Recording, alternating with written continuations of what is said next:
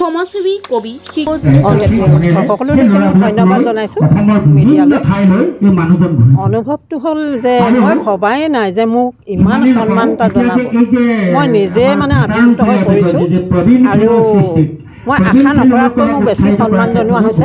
মই ভাবিছোঁ মানুহে জীৱনত কৰ্ম কৰিবলৈকে জন্ম লয়, সেইটো কথা সকলোৱে কৰ্ম কৰিছে।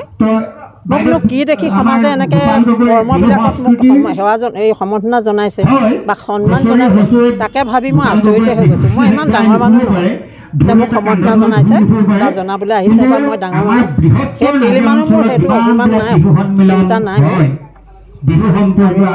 অনুভৱটো হ'ল আজি এটা মহান অনুষ্ঠান আহিছে। সাহিত্য জাতিৰ মেৰুদণ্ড, সাহিত্য আমাৰ দাপোন। সাহিত্য মানুহৰ জীৱনৰ মানে কি ক'ম, জীৱনৰ মানে ফুলনি। মই বিভিন্ন যেনেকৈ ফুলৰ আমি সুগন্ধি লওঁ, তেনেকৈ সাহিত্য বিভিন্ন ধৰণে আমি সোৱাদ লওঁ। আৰু সাহিত্য ৰচয়িতাসকলে হ'ল ভাষাৰ মেৰুদণ্ড, ভাষা জাতি ৰক্ষা কৰা একমাত্ৰ লোক।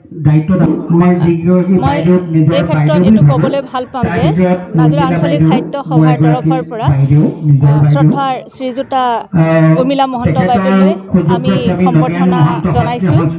তেখেত এগৰাকী শিক্ষয়িত্ৰী, লেখিকা, লগতে সমাজকৰ্মী। সমাজখন জীয়াই থাকিবলৈ হ'লে কিছু কিছু লোকে তাত সাংগঠনিক দিশ ল'ব লাগিব, আৰু বাইদেউৰ যি সাংগঠনিক দিশ সেইটো অতি প্ৰবল। আৰু সেই সাংগঠনিক দিশৰ বাবেই আজি চকীমুখ নিচিনা এটা পিছপৰা অঞ্চলক তেখেতে আগবঢ়াই নিবৰ কাৰণে সক্ষম হৈছে। বাইদেউৰ যি নিৰলস চেষ্টা, তেখেতৰ যি শিক্ষাদান পদ্ধতি, তেখেতৰ বিদ্যালয়ৰ সংগঠন আৰু সমাজখনক গতিশীলতা আনিবৰ কাৰণে যি তেওঁৰ প্ৰচেষ্টা, সেই প্ৰচেষ্টাক সমাজে স্বীকৃতি নিশ্চয় দিবই লাগিব।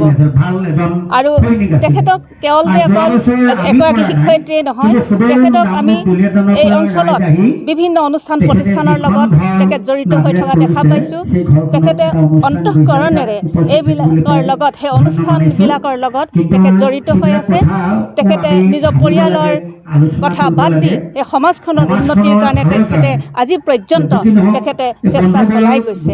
আৰু এই পিছপৰা অঞ্চল, যিটো চকীবুক অঞ্চল, টমটমতলা, এই অঞ্চলবিলাক, এই অঞ্চলত তেখেতে বিভিন্ন অঞ্চলত তেখেতে সু-সাহিত্যিক, সুনাগৰিক, সমাজ সংগঠকৰ সৃষ্টি কৰিবৰ কাৰণে তেওঁ সফল হৈছে।